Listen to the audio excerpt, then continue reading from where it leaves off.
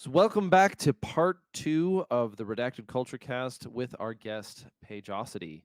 Woo. If you were listening, if you were listening to the earlier portion of it, we left off on the topic of gun bunnies, a subject of great interest amongst the gun culture aficionados. Great interest might be an exaggeration. We'll let the market determine. But Paigeosity, would you introduce yourself? Hi, yeah, my name is Paige. Paigeosity is what most people know me by online. I, as I said last time, I draw titties, stack fitties, and somehow wound up in the firearms world. That's basically what I've done my whole life, done artwork, and I've always liked these sorts of things. And I fell into these sorts of things. And now I'm here doing these sorts of things, having a podcast with this fine gentleman. Uh, we have met in person, so I guess the qualifier of fine gentleman can be applied because I wouldn't want you to just learn that from the I internet. was just being polite. Aw, He's a scoundrel, a so it's ruffian, a so it's complete not bigot. so it's not real.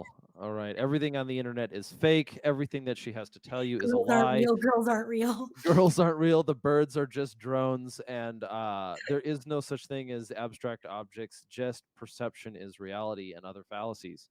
So, picking up where we dropped off, we were talking about the sort of difficulty. I think the somewhat overforced difficulty of this idea of women's representation in gun culture, and if for those who were listening to get kind of a re a re up into what we were talking about, the subject what we how we entered into the conversation was this way, that how things like multiculturalism or diversity, or this sort of diversity, equity, inclusion kind of argument adds an unnecessary burden that only makes the waters muddier when we're talking about the interaction of the sexes. So if that hasn't gotten YouTube to start flagging me as we're if and if the word based hasn't gotten the FBI to look after me yet, we're having a conversation. We're at the second part of it that has to do with how women are represented in gun culture. I brought up a criticism that says it seems like, from my perspective of a man, women are somewhat forced or seem to be choosing one of two options, and neither of them I think are very good. On the one hand, or I'm sorry, not that they're very good, that neither of them are the exclusive only ways in. One of them would be the issue with the gun bunny is a is sort of complicated as we look at it and on a cultural context. But the issue with the gun bunny is like, how do you evaluate taking people seriously? What are you at? What services are you actually providing versus what are you claiming that you are? But I think there's an entirely other side to this coin, which is a little bit more personal, and that is the just as good as girl. And the problem that we have with the just as good as girl is that she's saying that she's just as good because she's a woman, but what she's just as good as happens to be a man.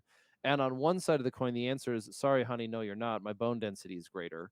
And then the other side of the argument is, why are you making this why are you making this why are you forcing this part of the conversation? Like, if you were a girl and you were to approach anyone in gun culture and just be normal, just talk about people and talk normally with people, instead of having this forced need to assert dominance in a way where, like, we're just having a conversation. I think most people that you're talking to would leave you would there would be no there would be no tension, no conflict. But there is this certain way that a lot of that we see women try to enter into gun culture, is that they try to bring on this like overbearing version of Annie Oakley, of like, I'm just as good as you at everything, literally everything. I can be more masculine, I can drink more beer, I can lift more weights, I can run more mountains, I can shoot more guns. And it's like,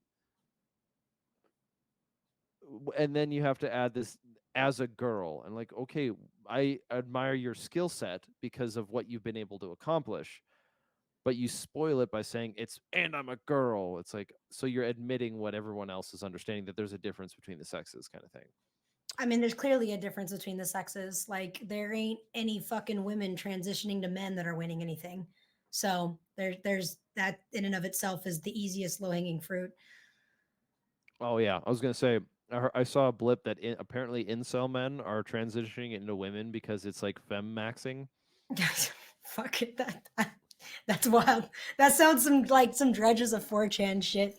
God I damn yeah, it. I'm not a 4chan aficionado. I haven't learned to speak that language yet. I speak Greek and I have some Pashto left in me and then some German, but I don't speak 4chan.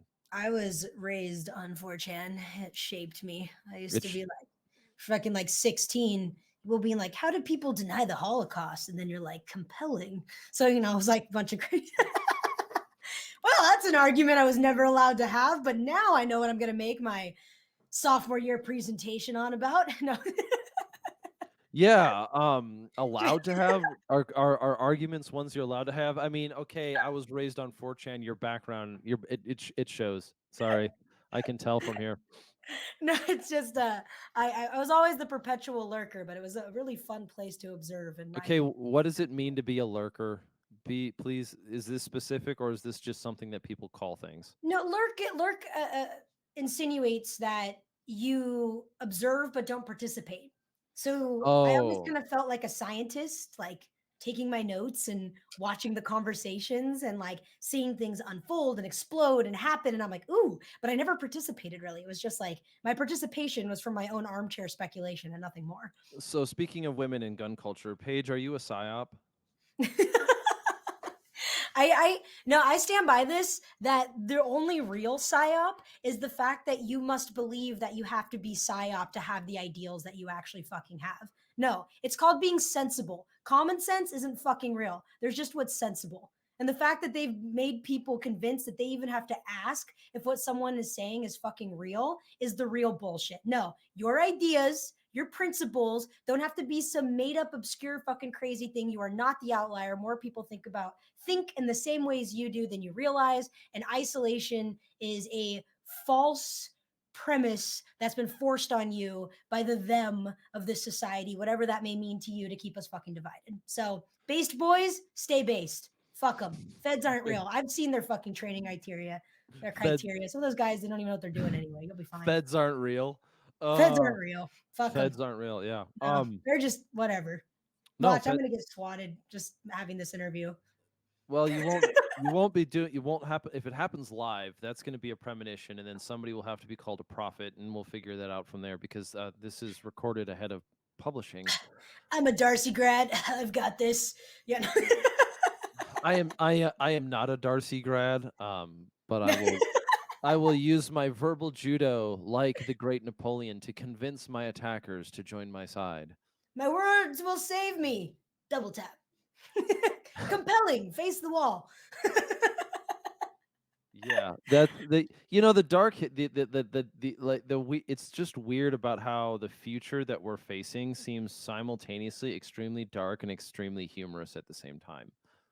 Like It's it's not that dark. It's just the false hopelessness that's put on there. The white pill is that like, you know, political fucking pendulums swing both ways. Don't give in to the hopelessness that they promote.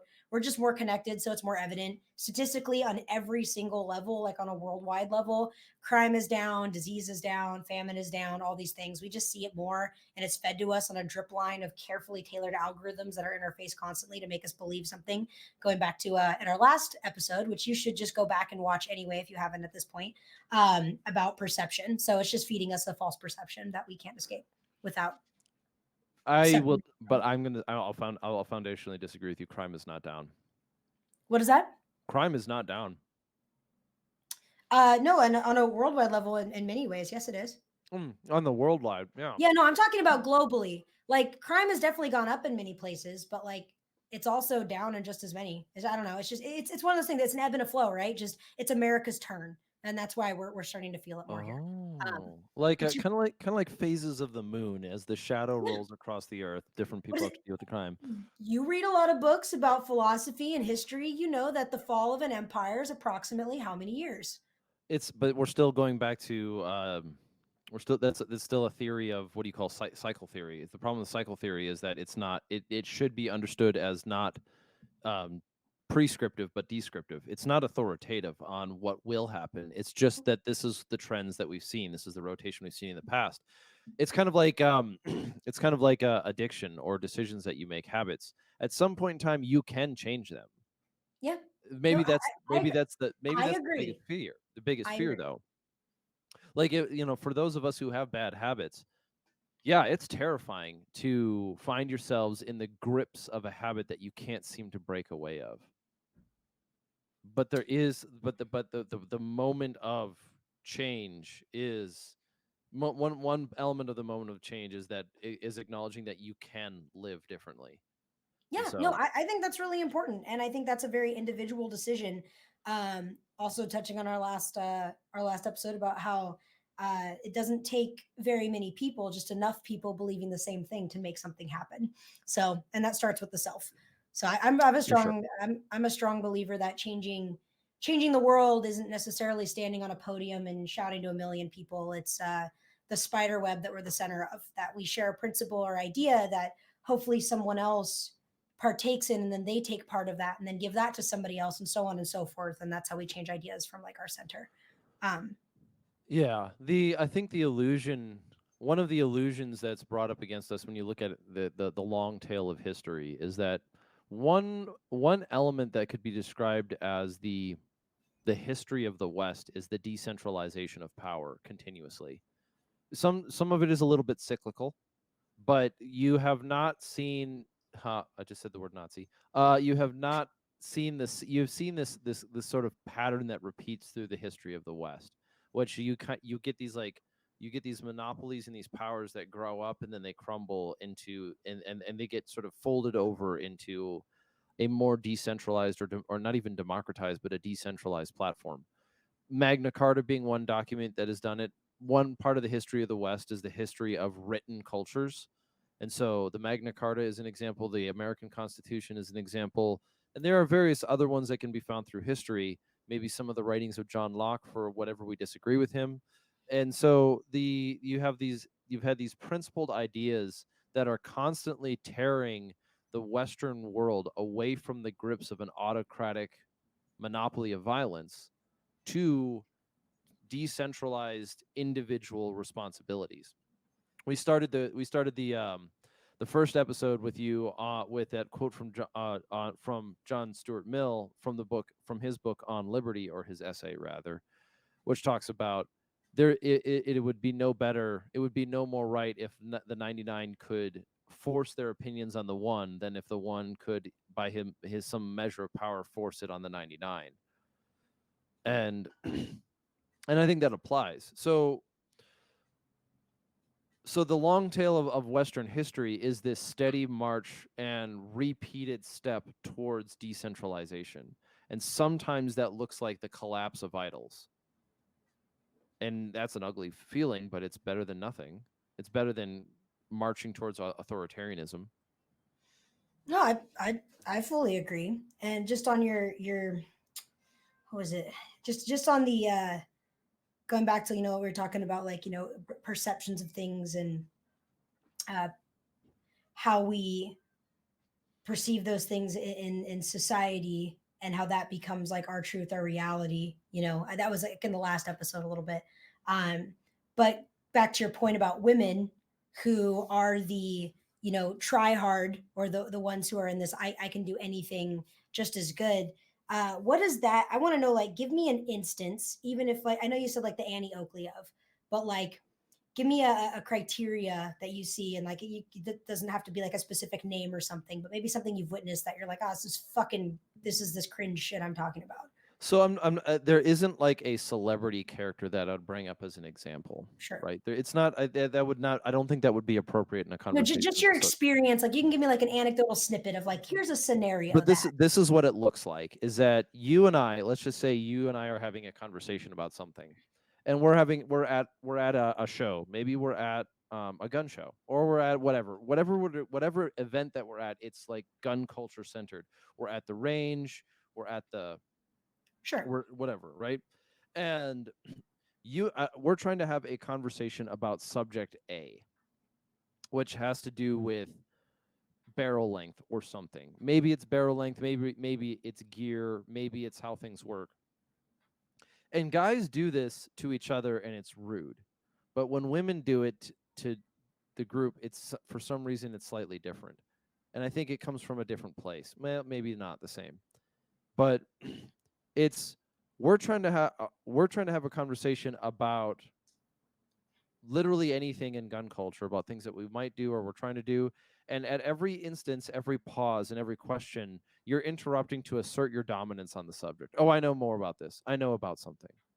It's like, no, and the issue that we're dealing with is no one ever doubted that you had the capacity of knowledge. It's that you're doubting yourself and you're placing that on everybody else.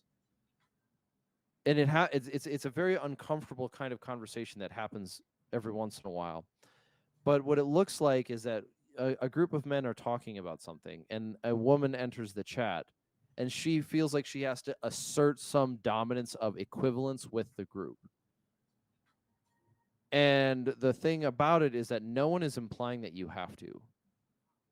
We'd be just fine in any other way having the conversation go on naturally. But now it's getting interrupted by one person changing the tone of the conversation to imply that she deserves a seat at the table. If you have to force yourself on there, or if you have to argue that you deserve a seat at the table, you don't deserve a seat at the table. And again, I think a couple things are happening here, right? I think the first is that, again, this goes back to, you have women who assimilate well with men because it's what they know, and perhaps they think and feel and share things of that same vein. Feminine and masculine ways of thinking are inherently different. This is just a fact of how we are biologically. We differ greatly on purpose, right? So with that difference in mind, I think that there comes a point where she knows that she's not going to be treated the same because she isn't. So then that woman feels the need to assert in a place to create what she perceives is how you work in a male pecking order, which that isn't how a female works in a male pecking order. The other is that she wants the attention, right? This goes back to the girls being like, I don't get along with other women, so I only hang out with men. And it's like, no, you weren't accepted by your female peers, so you seek male attention, or your female peers reject you for the attention that you generally get from males. We see this a lot in women who were, absentee father figures, who were abused, or otherwise didn't get some kind of approval that was healthy for men in their life. And it's an easy, I say easy, but it's women will usually do it through promiscuity, which is kind There's of, a heavy correlation. There's a heavy yeah, correlation. very Sometimes heavy correlation. with so much that it strays into a causal chain. Yeah, absolutely, absolutely, right.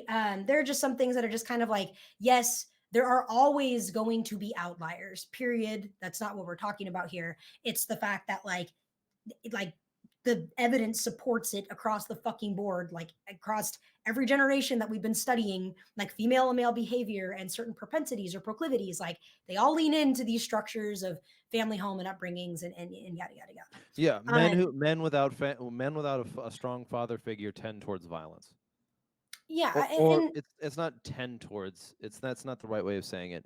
Men, there is a correlation between people who participate in certain types of violence with fatherless homes. That's a yeah, consistency, right? it's it's how we end up fail, or like, what is it, oh god, Jax would have a good way of saying this. It's like women rebel through like promiscuity, and oh shit, there's something else, and then men will rebel through like violence and like drug use usually. So it's like those are kind of the tendencies towards both groups.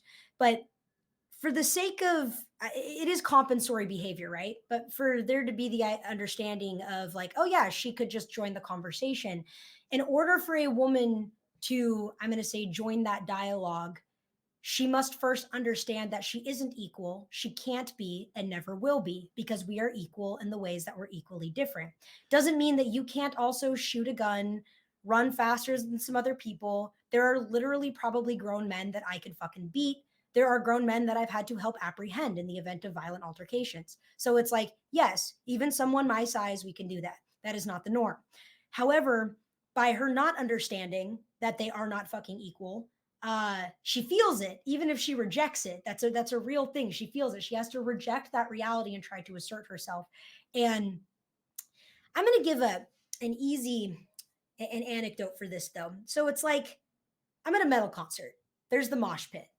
As my lovely Jax would say, there's no clit in the pit, right? There just isn't. You have that setup where like you get all the guys together, they beat the shit out of each other because even if there's a woman in there, guys inherently will move around her. They'll make a point to not hurt a female. That's what men are trained. They should be because men can hurt women easier than a woman can hurt a man. This is a fact when it comes to like physical altercations. That said, that doesn't mean that you don't do what's necessary. If she's being a crazy bitch, fucking put her down. That's equality coming right back at you. But when you're in that circle, you see these gals I call the vibers and the compensators. You got the people, the gals who like they're just in it. They might be just kind of like kind of a rough chick. They're just having a good fucking time. You almost can't tell the difference because their behavior is that they're just assimilated. They're in it. It's not recognizable. Then you have the compensators. You have the ones who go in there and like have to make a point to be like, yeah, I can fucking hit these guys too. And they fuck with the vibe. Example, I'm at an Amon Amarth concert. I'm on the outside of the mosh pit. I ain't in it. I don't need to be. I get to watch this beautiful circle of violence unfold in front of me. A man goes down, they all pick him up. It's excellent. I got this chick. She and I are like in eye contact. We never speak the entire show, but we're just like, what up? We're just vibing. We're shoulder buddies, right? And we're having a good time. We're pushing people on the edge, just enjoying ourselves. And we see everyone in the mix. And then there's this chick. You know her. You know what she looks like. She's the wiry fucking crackhead one. The one that's probably not even 26, but looks 42. Rode hard, put away wet, stringy blonde hair. She's got a little mesh tube top on, and she's in there. And the circle has a flow. She's walking backwards against the flow, literally cock punching guys. I'm like she has a point. She's just literally like, I'm not kidding, dick punching people opposite of the circle. And so my vibing buddy, my concert girlfriend that I've made, that we've had this unspoken bond. We look over at each other and we both kind of give a, you saw, like, yeah, we saw that, right? This chick comes around, and in this moment, there's for those of you who are unfamiliar with the with the metal mosh pit events, there's something called a wall of death where people separate and then they all just run at each other and beat the shit out of each other. It's a beautiful thing. So this chick comes around the circle right as these people are splitting for this wall of death. My metal girlfriend and I take a moment as she comes, and both of us haul out and fucking kick this bitch straight into the center. Just boom, both of us at the same time. She gets launched and just trampled. It was excellent. It was so deserving. But it was like that point that women, even when they're behaving absolutely fucking retarded, are still given permission by men. They don't do anything. Like, there's a lot to be said. It's not fucking misogyny. It's just annoying when you get a gal, or for that point, a male who acts like a bitch, a male who acts female, like in those situations, it's bitch behavior, comes in and inserts themselves to be a thing. You just got to tell them to shut the fuck up. Like, don't give them the floor. Like, they come into that space and it's like, you shut that down because for some reason they've been given that permission. It's like how over the years, the women's rights movement has been men enabling femininity in shitty ways. And now we have what we fucking do. If you Yeah. look at like structured hard societies, it's a very contradictory statement that causes a lot of people to halt their gears. It was like, oh, Islam was right about women. Like, you take a moment to be like, yeah, okay, you get a point But where it's like, okay, but I well, was but I was told by them that we went to war against Islam. It's like, but yeah, it's a little so more complicated than that. it's the point that like if men make it permissible, it will fucking happen right Yes, now. very well. It's which is the weird irony of it is that like you're appealing to somebody. There are more than one correlation to this, but you're appealing to somebody. You're appealing to the authority of somebody who has authority over you to give up some form of authority that you claim they don't have. I know that Right. sounds like a word salad, but No, it goes something like this. Modern feminism and modern, even not, I don't care which generation you're going to want to talk about it. The thing that makes it ugly is that it condemns all the best traits in men and it praises all the worst traits in women. yeah, And it's awful. so, and so when it comes to this scenario that you're talking about, sure, there's this weird permission that certain women believe that they have and they walk around with until they fuck around and they find out. It's really just the way that the world treats it. Like, at some point in time you will find out and it will not play out well for you. But the we're not talking about the apocalypse, right? We're not talking about some potential future where the direty the world, the West is in such a dire straits that we revert to some sort of like more grounded virtue sets. As a man, I think of it this way: is that like if a bunch of, if people are having a conversation, that conversation has an aim. Sometimes it's explicit, sometimes it's implied, but they're talking about something. They're having a conversation about something. We're engaged in something, right? And then you enter, whether this will be universal, whether you're a man or a woman, but I'm using this as an example for like women in gun culture, is that if your only contribution to that conversation when you enter it is as a woman, then you shouldn't be in the conversation because you're making it about you. Yes. So conversations have an aim. Generally speaking, good conversation. Like if it's just casual nonsense, then maybe it's not going anywhere. Fine, so be it. But generally speaking, conversations have an aim. Like it's hard to talk to you if I have literally nothing that I want to talk to you about. Now, maybe that's a unique position. There is small talk. There are things like, oh, what you think about the game or whatever. And like that kind of world is sort of different for different people. But when it comes to this part, like even gun culture and this kind of conversation, is that if you're going to enter into a conversation or be in a conversation with somebody, it's not about you. It's not about you as a woman or you as a ranger or you as an academic or you as a philosopher or you as an artist or you as a whatever. And it's the same thing that we run into with culture as a whole, gun culture as a whole, is that the whole complaint about gatekeeping, I really think, was a frustration with the overweighing of qualifications as if it were some sort of authoritative justification for an argument. Now there are different ways that you can play it out too, but I mean, I think it's cool. Like, I think it's cool when you see someone who otherwise might shatter preconceived notions and do something awesome. Like, I think that's cool. I enjoy outliers. I enjoy being surprised. But, I don't think that's necessarily what we're talking about here. I think it's important that I think the biggest thing of it is that most women, not all, because there's a lot of women that I've been really jaded on some bitches. And in recent years, I've come to have some pretty outstanding female friends in my life that I'm like, wow, you know what? This really changed my perspective of things. But women are free of consequence in so many ways. And this is really dangerous. When I was a child, my grandmother had my dad when she was very young. My dad had me when he was young, and he's the oldest of his family. So I grew up with all my uncles basically being my big brothers. I learned at a very early age the laws of fuck around and find out. I'd instigate, and if I instigated and they'd say, don't do that, and then I did it, I got my shit rocked. I mean, they weren't gonna like break my arms because they could kill me, but they were like, hey, I got smacked or like I got put down. And I learned really fucking quick actions have consequences.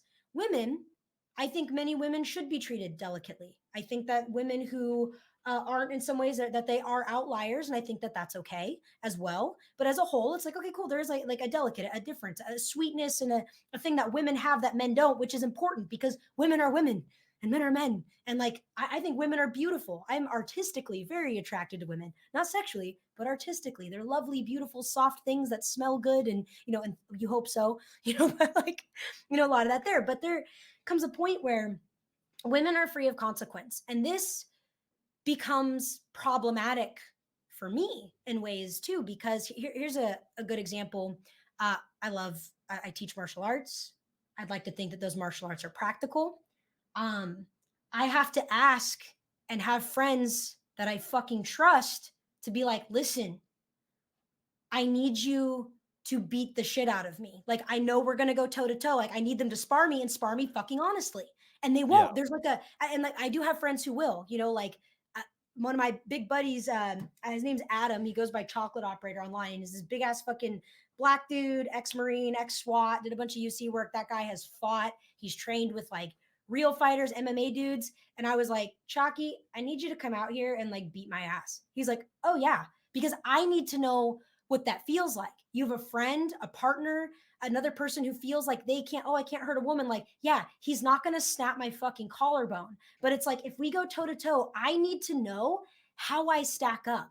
And for me, that is my curiosity in this world, not being like, I'm as good as, respect me for being good as. I'd like to think that the acceptance that I have is from a place of me just honestly fucking trying because I like these things and I'm curious. I want to know how I stack up and I want to be fucking useful. So Yeah, that's so my page. you definitely nailed it at the end of that. It's like, yes, there is, it doesn't matter where you're at in gun culture. Many of us are dealing with, many of us have to struggle at some point in time in our life, and men have to deal with this too, with sort of a rite of passage or a rite of proving.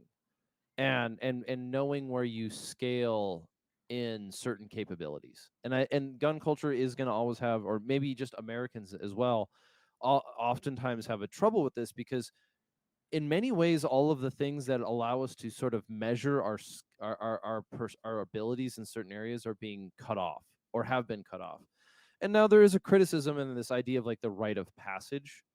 Um, and like one word of advice that I could put out here is just do not place too much of your hope that a certain training experience or um or selection process is going to sufficient be a fully self-sufficient rite of passage for you. It's going to be important, but it's a very it can become a very misplaced expectation very quickly, thinking that because you pass a certain that I'm sorry, a misplaced expectation would be to looking at the future and saying, "Oh, when I graduate that selection process, I'll be a man." It's the answer's not is really you're going to find out as soon as you're on the other side that there's another hill to climb. And so it may be one element of building who you are, but it's not the fulfillment of who you are. And so It's also like on the ways that we function in this world, like anything we can do, there's always, with the exception of giving fucking birth, there's always going to be a male who is the top of that. And the reason why is, I mean, look at this. Like, even if you break it down in history, there are no recorded actual female geniuses. There are smart fucking women, but our spectrum is for empathy and emotional intelligence. This is where we develop the majority of our skills. This is really fucking critical to know that, like, hey, we have the ability to navigate things. We're programmed for that. Maternally, we're made for that understanding, to be able to get those things better. But on the other end of that, men have more extremes. Like, there's always going to be the most smartest and the most retardest when it comes to men. They own that spectrum all the fucking way. So this has when, been brought up a number of times, not yeah, necessarily on this show, but if you're going to look at like a bell jar or a bell, you know, curve. the tails, a bell curve, the tails of men, that means the extreme highs and the extreme lows are more populated. An example of this one that I think Jordan Peterson brings up quite frequently is that you look at prisons. There's a lot of violent men in prison. There's a lot of men in prison for violence. There's not a lot of women in prison for violence. No, or like how murders done by like poison or drugging are like alarmingly female, and murders done by, like gunshot or like direct, fighting is overwhelmingly male. Overwhelmed, yes. So you can look at statistics, and this is where we get into prescriptive versus descriptive once again. Is that I can say that if you take a population of 100 men, I can describe and you lay out certain tendencies. I'm going to describe them in a certain way. That doesn't make them that way. That's just how it lays out. Whereas prescriptive would be saying that there's something about being a male that opens up that tendency towards these corners, but it's Are you not that little it fucking autists? You got to yeah. unlock your autism. Yes, The unlocked tism. autism. The tism, the schizo, it powers you all. Yeah, so I know we're getting heavy into the weeds on. We've been going heavy in the weeds on women, especially or women in gun culture, and I think it's been a really good conversation regarding how we actually address these things. And one of the things, if we can kind of wrap this section up, because I want to get into our last conversation before we Mhm. call it a day, for, but it's the one of the things that I find most frustrating. This is kind of where we go back to starting. What I find most difficult about addressing women in gun culture is the artificial implications that are added to it. An example would be, as we started, women represent, what is women's representation in gun culture? Well, are you participating or not? If the answer is no, then the participation is not, then your representation is not necessary. If you're not volunteering to be a part of it in some meaningfully a beneficial way, then don't have that entitlement to be forced into the environment. Now, given some of us are going to try to have to work with the humility of figuring out what that beneficial way is. Some of us in gun culture itself, it is a tricky, it is not just as simple as anything, but I think we're at this phase in life where we're starting to chip away the artificial parameters that were placed on the conversation in general, as if like it's a men versus women game. No, Yeah, it's and not. I It's think, not.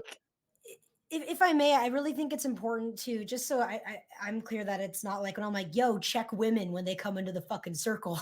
It's not like, you keep your backhand strong and you're like, sit down, men are talking, like, I mean, Yeah, but that's, no one's saying that. yeah, Like, no. just to But be I'm just clear, saying that, like that is a caricatured accusation that's being brought against people. it is. And I believe that there's a way. I think if someone's in that space, it means that there is still a level of trying, albeit cringy when it's there. I think it's important to foster that, because that can be the beginning of something. Not like foster it like you enable certain behaviors, but like if someone's going to come in there and say this thing, sometimes just stopping someone and asking, you know, why do you feel the need to interject so much? Like Yeah. that in Mhm. and of itself is enough to make someone backpedal. You're not saying something like horrible. Like people can have all these insults, these things, be irritated, and they just let it fucking happen. Like the harshest thing I've ever said to someone wasn't cussing them out. It was, a woman behaving a certain way. And I'm just like, wow, how ugly of you. I'm sorry you feel that way. And Mhm. it's like Yeah. just that is enough. Like, because I've had things like that humble me in my life. I've seen those things humble other people. And if someone's going to be there, it's important to recognize, yeah, your ability. Guess what? If you've got a vagina, you're allowed to shoot. There's nothing in this world that I'm not allowed to do simply because I'm female. It's just if I'm good enough, I can get to those places. And I wish that that was the criteria for fucking everything.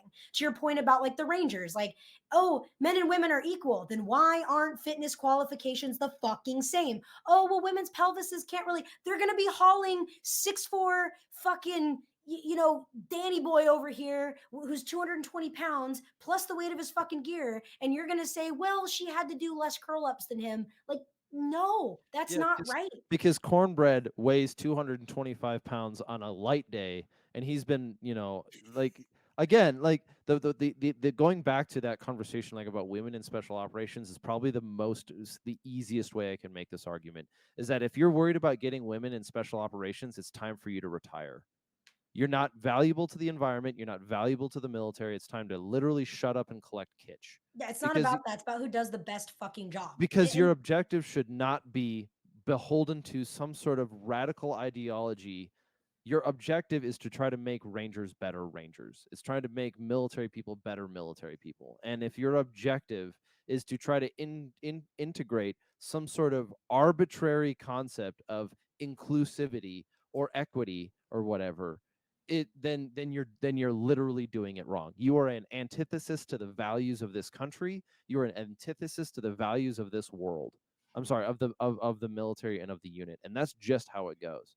Because the objective is to find, fix, and destroy the enemy. The objective is to be a better soldier, to look after my buddies. The objectives of being in a ranger battalion is the ranger creed. There is no word in the ranger creed that says anything about equity, diversity, inclusion. I'm not about including my buddies. I'm about making them better. And if you think that the American military needs to change its tune from being better at doing what it is designed to do, and you think that its primary objective is to force some sort of like, oh, we can find out how to fit women into this. No, bring something to the table that makes this knife sharper. Bring something to the table that makes people better. And it's not just better representation. No, you know what frustrates me too about that is just talking about going back to our cars about like equality. Like you have to highlight what's good and what's bad so that we can strengthen the parts that we're bad at. Men are dog shit at fucking organization in most instances. Men are like, I want a strong, independent woman. It's like, no, you want someone who's dominant because you're retarded and want to be told what to do.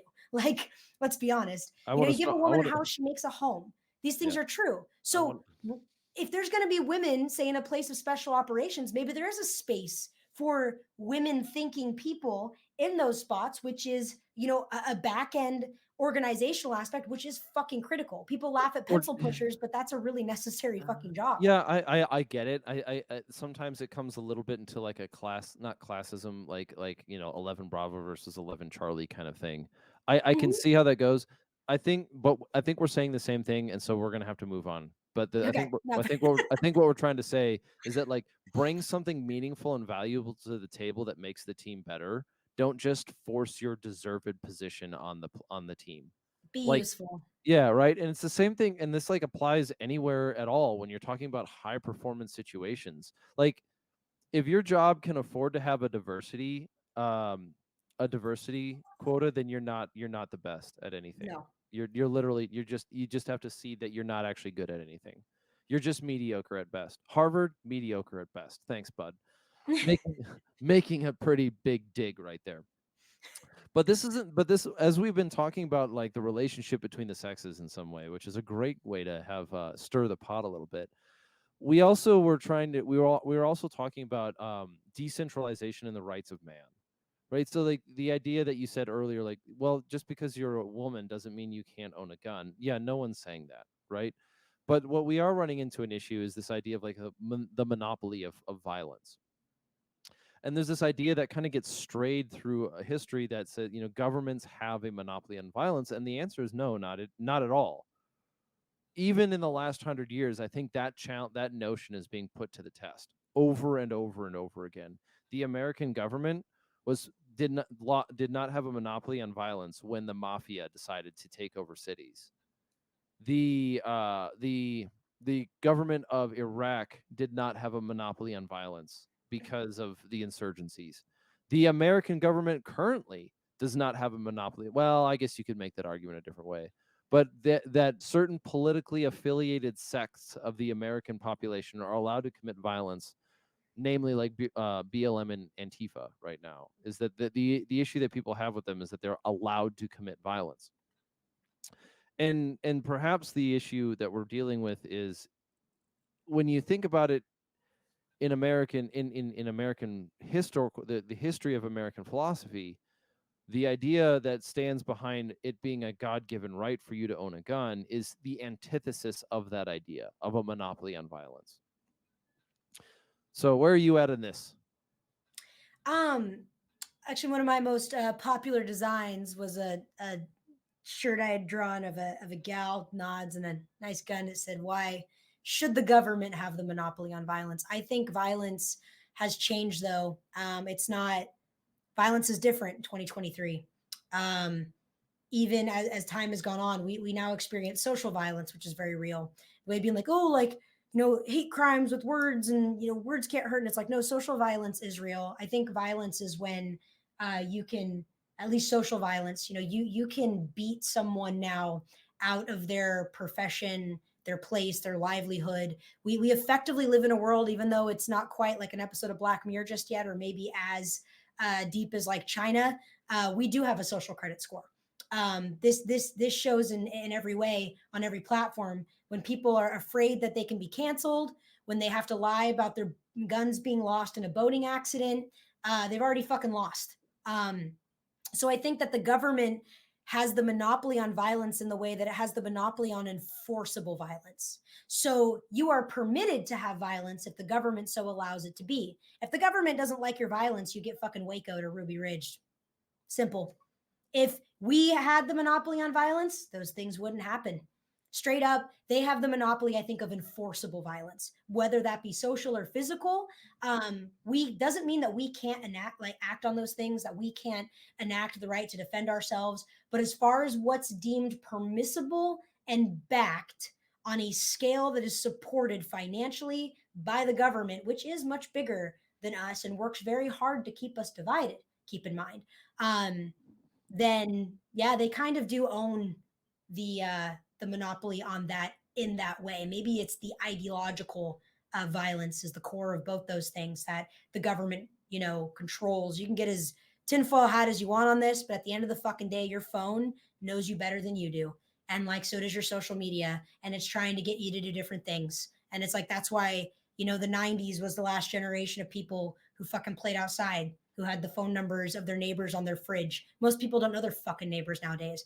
I always try to get to know my neighbors when I move somewhere and have community. Going back to our talk about community, why community is so fucking important is because we need to be able to discern morally who aligns with us, right? Because a morally congruent society is a high trust society. And when you have high trust societies, you're able to work in conjunction with one another and to create real movement. But so long as we aren't able to organize in any real capacity that isn't allowed or afforded without it being painted as something else that's crazy. White guys get together for a fucking dinner and someone's like, "Oh, it's a rally." You're like, "Shut the fuck up." Like people get together with guns. Like I work with so many groups of people, like from gay and minority advocacy for like rights to like have weapons and stuff like that. Or teaching women or youth or people you wouldn't necessarily expect would even have guns. I'm like, yeah, it's for fucking everyone. But you have people who work really hard to keep that divided. So when you don't get to really rise up, when you don't get to act in the way or organize in a way that would pose any real threat to an organization that owns your media, that owns your movies, that owns your voice online and outside of it in many ways, that can destroy your livelihood and your job, that makes things really fucking hard. So let's that's a lot. There's a lot baked into that cake. Let's start. I got to break it down still. I'm sorry. No, it's fine because there's a lot baked into it. One of them goes, I think I'm going to disagree with you in a way that might make it better. Okay. So you're right in the sense that the government has, maybe it's not a disagreement but a criticism. So you're right in the sense that the government has a monopoly on state sanctioned violence, but that's a circular argument. The state is the only people that the state says that the state can use violence. Like, okay, in other words, that part gets a little circular. Whereas there's division, I think part of the division is coming from the ground up in that we've accepted the premise of multiculturalism. Going back to even our earlier conversation, is that we've sort of accepted this thing of multiculturalism, but we actually haven't accepted it as a real thing. We're using it as something to kind of hide behind. And let me explain. So when you and I come from different cultural and personal backgrounds, we try to find the things that we try to find the things that we agree on and that we believe in. And that sometimes encounters situations where what you think is good, I think is evil, or what you think is true, I think is the antithesis of truth. And that is where tension lies. Multiculturalism assumes that because we can have different versions, if we get rid of those things that produce tension, we can live in some form of harmony so long as the deepest level that our values reach is just fashion statements. We're all the same people, the same brainless robots who go about our day working for corporate America and paying our taxes and voting for people we don't believe in, because what we actually believe in doesn't mean anything to us. It has no sacrificial element. It is not committed to anything. Because we really worship Caesar, we do not worship God. Now, whereas if you and I were to come together and say, the government is this thing over here, it has this set of objectives and values, it stays within this block, and then we have culture and society over here, which are going to influence each other, but we need to be able to make that hard partition, which is most commonly quoted as the separation of church and state.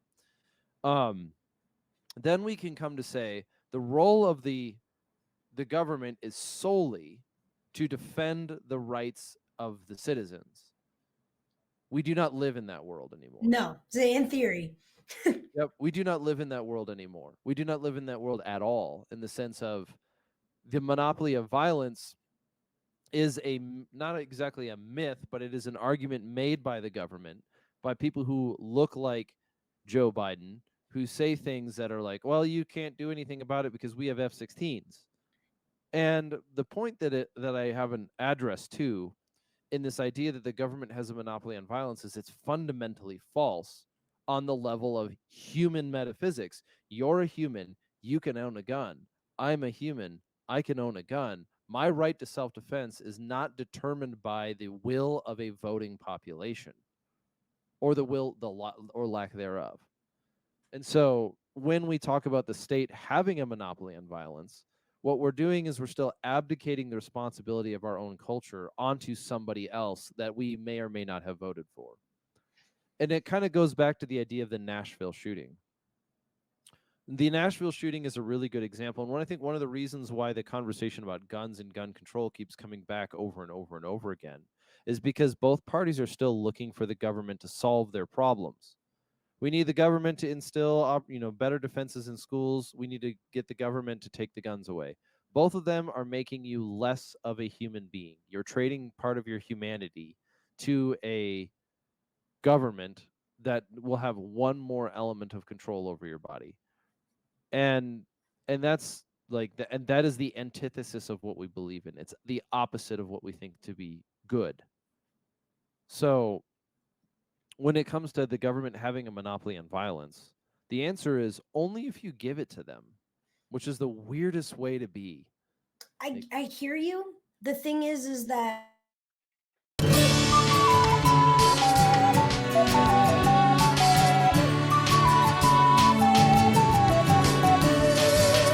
All right, so we're back. There's another crash. Technology hates truth being spoken. It's something like the Matrix is actually alive. We've just been living in the pods and eating the bugs all along. But you said I was making a statement about, and you had to respond, and then it crashed. Yeah, So so basically, I would agree with you that the government doesn't have the monopoly on violence. You're right that, like, in theory, the government's job is to uphold us, and we have our rights to defend ourselves, or we still have weapons, etc. But unless someone's doing something about it, there's no difference. So, like, what it comes down to is that we are in the position where right now, January 6th, that's it. What else do you have to fucking say, right? Like, after all that shit, there was a group of people who were like, everyone's burning fucking cities, having mostly peaceful protests. And then on January 6th, there was a group of individuals who were like, yeah, you know what? Actually, fuck the root of this, which is the government. And all of a sudden, everyone who's always like, fuck the government, they don't give us health care, they don't do the thing. Yeah, the government's the bad guy. Fuck all these corporations. A guy in a buffalo hat and a group of sillies get together, and suddenly it was being compared to fucking 9/11 and all this other shit. You're like, shut the fuck up. No, the government just didn't like the spotlight being aimed on them. And guess what? Everyone backed down. People got bank accounts canceled and put on no fly lists and all this other shit. And it's like, no, that was arguably the most solid proof that we have. They dipped their toe in the water, their fucking pinky toe, and what was actually a peaceful get together. There was definitely some bullshit that happened. I'm not disparaging. There was a life that was lost. Someone did hilariously take a shit on Pelosi's desk, things like that. But you're like, okay, no, this was of the events and casualties that have happened in recent American time that had little to no actual fucking consequences, but it was shut down so hard.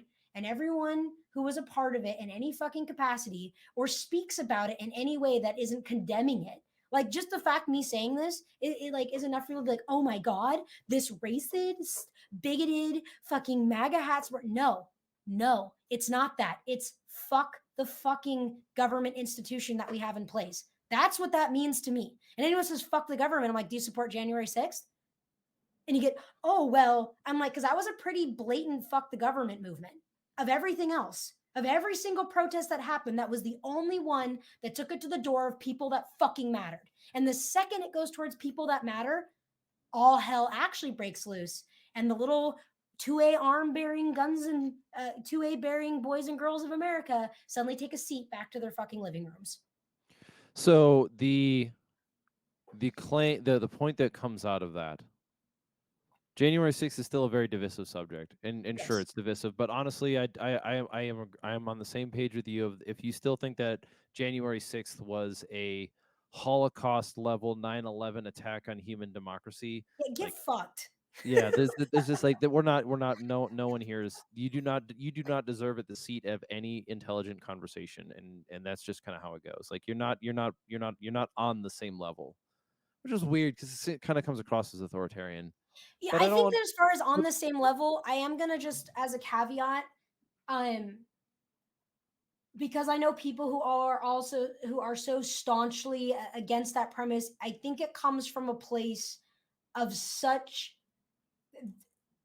raised in a different environment. Like it's like you're arguing with someone who it's like racism's kind of a low hanging fruit argument in this way. You can have a black man who's lived his whole fucking life in white communities and never been treated like shit. And is like, I don't know what this is. I have friends like that. Right. And then on the opposite end, you got a light skinned girl who grows up in fucking East LA, is one of three white people in her school and gets beat the shit every single day out of her because she's white, like, or light skinned, and it's like that, like that person will say when someone says to them, "Oh, white people, you can't be the victim of racism." Yeah, but this goes back to the what we were talking about in the first episode, is that the reason why that girl the person that this whole argument on racism comes up the way that it does is because you have people who want your stuff, and this is the best way they've devised to take it. You're not looking at an intellectual appeal to moral authority. You're looking at to somebody who in a different world would stab you with a spear and take your stuff. The problem is that they know that you're going to win in a spear fight, so they're going to prey on your moral code to try to get you to give them stuff, whether it's authority in positions of authority, It's whether it's social your violence. your physical goods. And so you're dealing with this. You like we can't be so foolish and naive to think about it on the level that it's being presented. This isn't mysticism. This isn't some sort of like verbal judo. It's what it is that look at what they're saying and look at what they're saying is the solution. Ibram X. Kendi says that racism, the solution to racism, or racism exists, or whatever, and the solution to racism is raising continuous awareness of racism existing by paying him money. If you And if you criticize the Catholic Church in right before Luther, who was which is historically talked about requiring people to pay indulgences, which is a hypersimplified issue, which probably wasn't moral anyway, because I don't find it anywhere in the New Testament that you have to pay some institution to be given of sins. But if you criticize the Catholic Church for indulgences, but you believe in the anti-racism document, you are the same thing that you were throwing mud at. Like the that oh, completely. you might as well call it, like you might as well recognize that they are the exact same thing. If you want to absolve yourself of racism, pay Ibram X. Kendi money and you're done. Like, congratulations, you're absolved. You said your 7 Hail Marys. And I'm not a Catholic. I don't mean to throw those you Catholics under the bus. So this is getting off topic, because when we're talking about monopolies on violence, I think the issues that we're running into as a culture is that we seem to have only two options: compliance or Ruby Ridge, and neither of them are good outcomes. That, and that I want to comment on that if I may. Like, basically, I think the responses that people are making to violence is either more tools for violence or the oppression of it, and neither are right. I don't believe that in my heart. It's like, even like the answer to stop gun violence is not in fact more guns. It's that violence and vices are inevitabilities of fucking humankind. So guns, sex, and drugs, I feel the same about all fucking three: education, education, education. And when we go to like what's happening, oh, people are getting shot. It's not why are they getting shot? Well, there's violence in the streets. Why is there violence in the streets? Okay, Well, let's talk about, you're you know, given answers, though. and We're straying but a no little bit one into the wants to political. highlight that because it doesn't fit. I say no one. The layman does. We do. Most people I know want to have this a conversation and mostly agree with it. But the narrative, the political narrative, the media narrative, the thing that's ripping at everyone on both fucking side, that everyone, I don't care who the fuck you are, you listening to this, you're not immune to propaganda. Fucking none of us are. We've all been indoctrinated in some fucking way. You do your best to learn what you can and create new views that align with existing principles and moral compasses, right? Like, that's really important. But like, yeah, the answer to violence isn't like more violence. It's figuring out why things are violent. It's like Sun Tzu art of war shit. Know thy enemy. To give hard fucking pills to people. And I might have said this the other night when we were like talking on a live stream together, but like, people will talk about how angry they are someone's not understanding it or they don't get it, but then they completely lack the tools to empathize with their enemy. Empathy doesn't mean you sympathize with them. It means that you seek to understand truly from their perspective, not just know what they're saying, but understand it. When you give your dog a pill and they spit it out, you got to put it in something. Some dogs like turkey, some dogs like fucking butter, and you got to know which one that they're going to swallow that with, what to hide the medicine in, because hard pills go down one of two ways: with trauma or fucking sugar. So you need to know how to entreat that thing to give it to someone else so that they can understand what they're saying. You have to understand what's palatable to them if you hope to ever fucking change their mind. And you know what? Sometimes you might just have your mind changed along the way too, which is really important. Both those things are important. But yeah, so yeah, I digress. Oh, you don't digress. You return to the standard issue that goes with convincing people of the other side.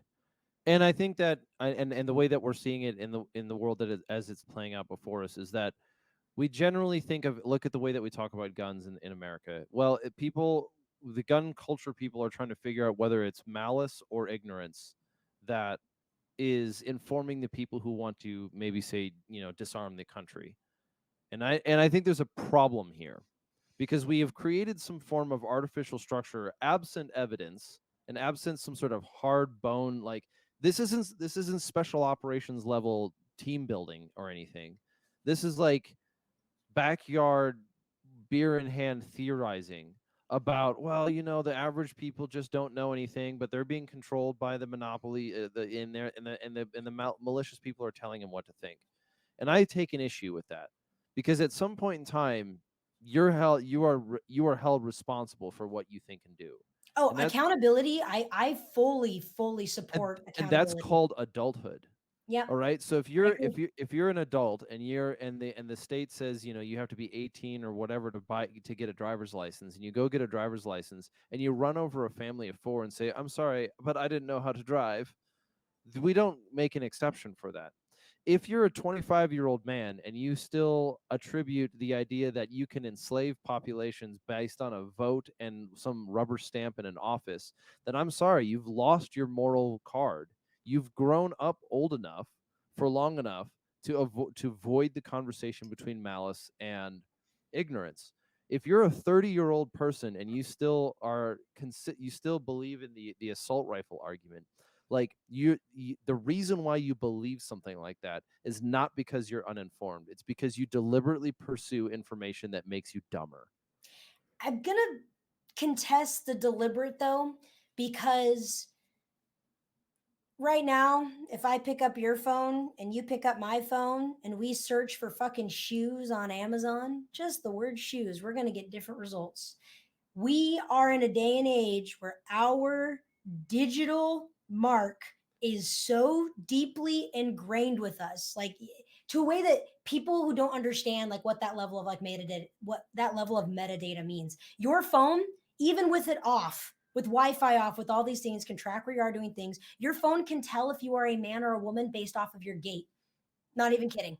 It can literally tell these things. So now we have a whole new fucking enemy. It's not like in the 60s where if you had a question, you went to the Encyclopedia Britannica, you opened it up, you looked up that thing, and then there was the olden day acceptable Wikipedia article on that thing in a hard book, right? That's changed. Now, if you want information, any opinion that I have or you have, we can find something to agree with us. In fact, if I pull something up on Google, we can search the same thing, get totally different results. That's It, also on purpose. So I yeah, don't it's think it's that's the fair to say that it's the people deliberately search for those things, because every single aspect that we have in our society works to force us into these pigeonholes. However, comma, that does not mean that you are not accountable or responsible for being better. I'd like to think that I work very diligently to surround myself with people, principles, places, and concepts that I don't necessarily just want to be contrarian on purpose. I think it's important to have people we agree and resonate with, but I work very hard to see things differently a lot. Not to say like there is like the obsessive philosopher who works in such a way, like, yeah, but I read all these books and I did all these things. And so all these things somehow make me more knowledgeable. Like, no, it doesn't. Like, you can be the smartest person in the world, still get fucking punched in the face. Like, Well, now you're gonna know what real violence is, motherfucker. Like there is You're talking definitely about the that. ivory tower problem. Yeah, very Yeah, much yeah, so. exactly. Thank you. That's what I Yeah, was there's a trying to difference between being able to articulate about a thing and being able to comprehend it and execute it well. We've had this conversation. I don't know if you and I have had this. No, we haven't. But there is a pretty harsh distinction between being able to articulate something and being able to comprehend it well. And gun culture is a really good example. You might be able to tell me about all the differences between a Beretta 92-1 Alpha or whatever it is, or an M1A2 and an M1A3. But that doesn't mean that you can hit your target. It doesn't mean that you know how its applications work. Doesn't mean, or in this, it gets even more complicated. I could tell you what the different battle drills are, but that doesn't mean that I can execute them or our when or friend how. Our mutual friend Garrett from CAGWorks. Like, no one's gonna argue with him, or like the fact that people still try to. Like, I mean, I know you've also been in, special operations. You've been in real gunfights. But that Like, is exactly the point that I'm talking about, is yeah, that culturally speaking, here, this is why I'm making the argument at some point in time it doesn't matter. Because at some point in time, the fact that you haven't gone to somebody who actually does something about the thing, that is what's informing the malice. That is the malice informing the ignorance. Probably that's what I yeah. mean by that, right? So like this is that is quite specifically what I'm trying to get at here. Is at some point in time, a person arguing. In some ways, you could go it this way too, and let's put it another way. Um, there's another example of how difficult this is, and this might be a culturally feather ruffling issue. Is that we know that certain products that we use daily in this country or whatever come from slave labor in third world countries or second world countries. We know that the only way that we acquire those materials and are able to own those things, whether it's these are just Nike or Apple or whatever, On the and backs of the exploited. sure, right? So at some point in time, many of us can remain ignorant to where our material comes from. And don't get me wrong, there are plenty of obfuscations in the way. I completely understand that sentiment. But at some point in time, we have to come to terms with the things that we're doing and the effects that they're having on people. And sure, I may not be able to change Nike from employing sweatshops or whatever it is, but it doesn't absolve me of that responsibility in Of some way. supporting it. So the another example of this, and probably perhaps more importantly, because it also gets complicated though. Okay, well, if I don't use anything that was made in certain countries, there's no way I can even afford to live. Well, that's a problem. And there are other issues too, like deception and lying and all this other kind of things. But It's it like the comes CP argument. Someone gets caught possessing CP. I wasn't hurting real children.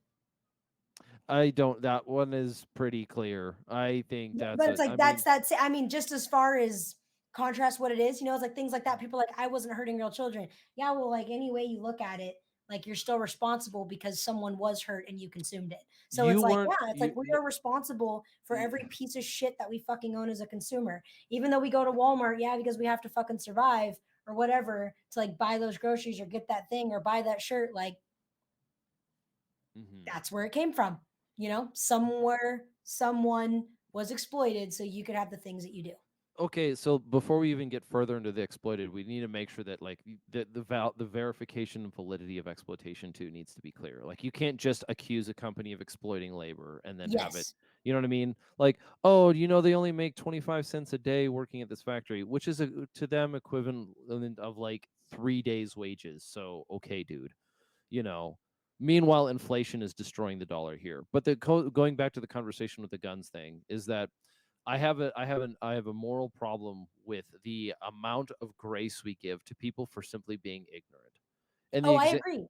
the example of it goes into is like you have people who are elected in positions of Congress who have access to resources as simple as a Google search or a finding an expert or talking to somebody. But when the gun control people trot out their veteran experts who are saying people should not be allowed to own weapons of war, the people that they end up trotting out usually are the not the kind of people that you would want to go for advice.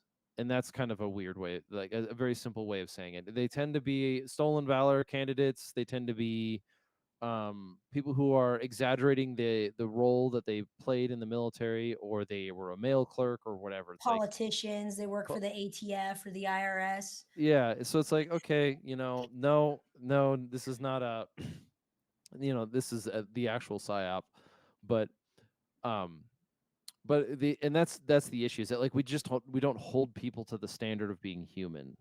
Like, if you're ignorant about certain things, I understand that there is, like, we all have ignorance, but we're approaching it with a sense of integrity. There is no integrity to a person who still holds on to certain beliefs after a certain time, because they've sold their integrity to maintain their ignorance.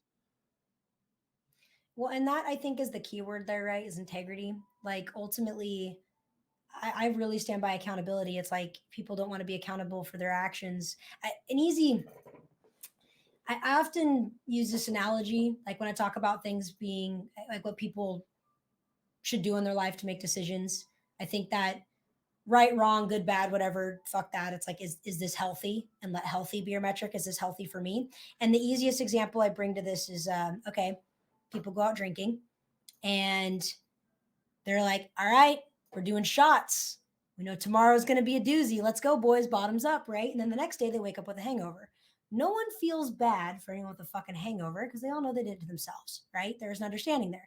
Imagine if just for a moment that we went through our lives with the same understanding of there are consequences for our actions like we did when we drink and get a fucking hangover. This goes emotionally, this goes politically, this goes in the relationships that we foster. We make bad decisions and lean into like we didn't know any better. It's like, nah, bro, you were taking shots and you knew it was going to be a good time, or you knew what was going to be, but you did it anyway. Because the entirety of our culture is built on the platform of trying to break the chain between cause and effect. I mean, let's just be honest about it. What is so much of what of our culture and our world is trying to disassociate cause and effect. It's not my fault that I'm this way. It was done to me. Well, It's not shit, my 2023, man. What is a woman? Like, there's a sure, reason that Western society is fucking, laughed at by some people now. And it's just like, we're unraveling in a lot of ways. We are. But I also think that we aren't. Because unfortunately,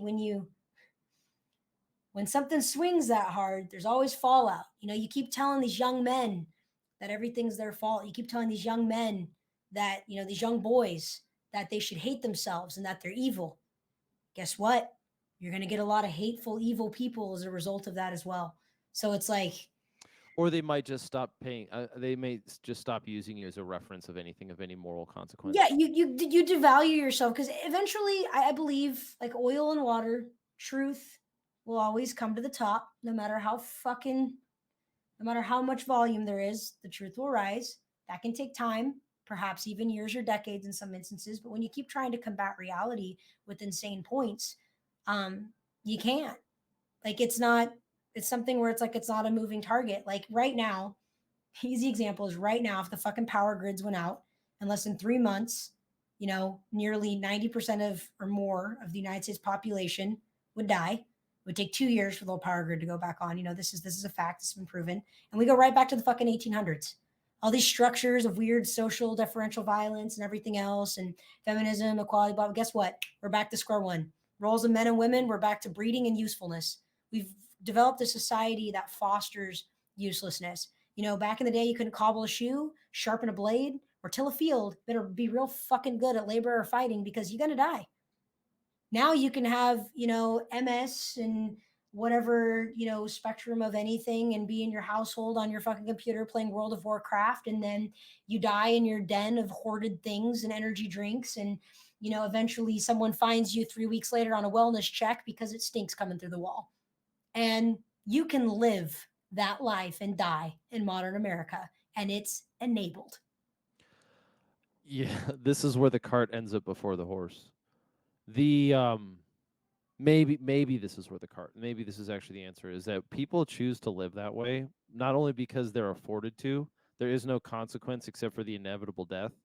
They choose to live that way because there is no consequence in the immediate, or they've been disassociated between the cause, which is their actions and choices, and the result, which is that life of misery and pain.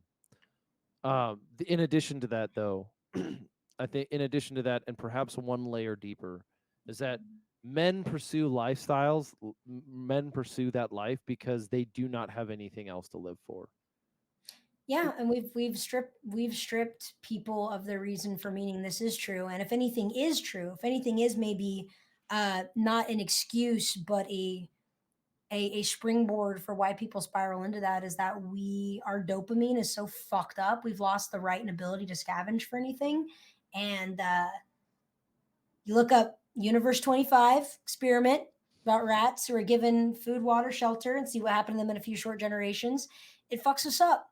We're at that point, and that's why I strive to be useful in my world. Now I'm 30. I don't I've never planned on like having kids, but I'm the oldest of a lot of kids. I love kids. I'll probably adopt at some point, and I've always wanted to do that and whatnot. But going back to being like a woman and like usefulness as a woman, that's something that I've really had to assess in my life about what that means. And like our topic of conversation we've had in this, right? And like our roles and places. I'm like, I can work to fight to make sure that if shit goes awry in whatever capacity, like I've saved so much money. I built my dojo behind me. I've laid my own floors in my house. I've fixed things on my truck. And now it's like I at least know how to fight. I know how to do certain things. And as we age, as our circumstances change, that metric for our personal success and the skills that we've honed is always a moving target because no one outruns father time. But I just think it's important that anyone who's like listening to this, like go be fucking useful. Be a useful person. Yeah, the perennial, the returning charge, and I think it's about time for us to call it a day here. Yeah. But the returning charge is that you will never receive permission. You will never receive permission um, to do what is right. And if you have to receive permission to act, then if you're waiting for permission to act, then you are putting an artificial barrier in the way. I am still trying to find the best way that I can say this, You but know, we seem to be sitting on the forefront of you want a life that's better. We have to figure out how to go and do it. if I may, Mr. Mason, when I was taking the L1 class at Direct Action Resource Center, he said something that really resonated with me and I think a lot of the men there. He's like, "Look, anything you fucking do is going to be wrong." He goes, "So you need to do what's right. Absolutely what's right." He's like, "And right for you, because at the end of the night, at the end of the day, that is all you're going to have is what you believed was right." And I was like, "Damn, no matter what you do, it's going to be wrong to someone. You're going to be the villain. You're going to be the bad guy. I don't care if it's being in a relationship, if it's just being successful, if it's just being enter anything. People will just hate you for that, especially in high risk jobs like law enforcement or military places or whatever. Any way that you're working in a way to defend others, it's always going to be incorrect. So just no matter what you do, you have to believe truly that what you're doing is right, regardless, or else you're not going to have anything left." Yep, and if you don't, that is the work that you have to do. That is the work that you are responsible for. No one is responsible for that work, of that time investment of thinking about what you believe in, focusing on it, meditating on it, building your understanding, reading, engaging in conversation. It's a long form life. But yeah, no one is responsible for what you believe. You are. So, yeah, absolutely. Do not ask for permission if you do not ask for permission to do what you think is right. Yeah.